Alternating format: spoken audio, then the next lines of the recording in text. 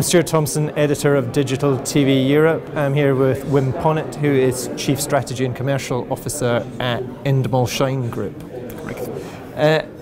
Wim, we're here at Cable Congress. We're hearing a lot more about cable platform operators in general getting involved in original content. How much interest, how much opportunity do you see from platform operators engaging in commissioning, acquiring original content? So, as Endemol Shine Group, in 2017 we produced original content for over 270 different platforms. So, I would say there definitely is an interest. Obviously, bigger players like the Netflixes, the Amazons, the YouTubes, the Apples are all launching in this space. I think for sort of the more smaller and more traditional cable operators, it's probably a little bit more difficult. We have produced for them. We've had commissions in some of our markets. We've had Brussels, which was a scripted format commissioned by KPN in the Netherlands. I think what it all boils down to in the end is budgets. I think the interest is definitely there.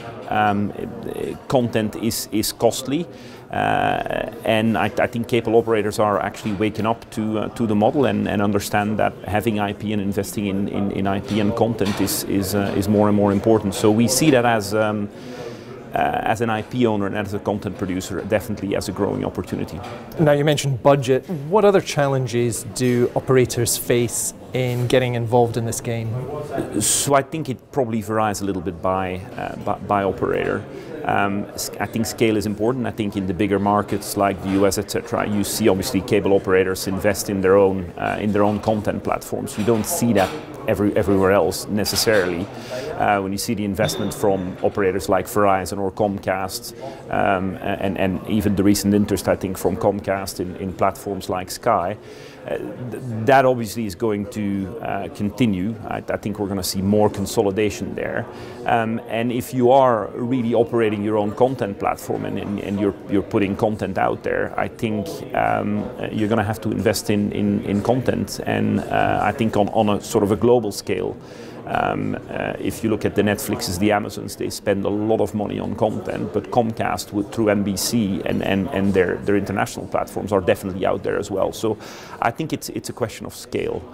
If as a cable operator you have the right scale, this is definitely an area you should be playing in. Do you see any examples of cable and pay TV operators collaborating to deliver that necessary scale to get involved in content?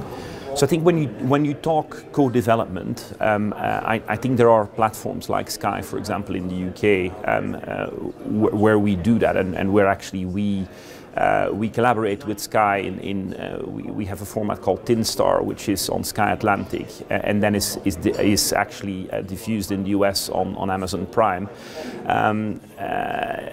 For cable operators, we don't really see that happening yet, as of yet, but I'm sure that as the market consolidates and as actually the importance of content to keep users engaged, that's only going to become more and more important. So wait and see. We don't really see the proof points at the moment, but I think there's an opportunity there. For you as Endemol Shine, how much opportunity do you see coming from this market, and is there anything you can do to stimulate it? So as a content producer and an IP owner, I've never been more excited actually about this space at the moment. We see more and more commissioners of content, and actually almost in a way we are self-publishing some of our back catalog on platforms like Amazon, YouTube, Roku, Facebook now as well, and we're seeing increased monetization from that. So that is an opportunity. And then I think when you see the big budgets, when you see Apple starting to get into commissioning, Facebook starting to get in there, telcos all trying to build up their own platforms and keeping the users and also the data on their platforms. For us, this is very exciting. I mean, it basically means more pipes to fill with amazing content. So we're very excited about that. Wim, thanks very much. You're welcome. Thanks, Stuart. Thanks.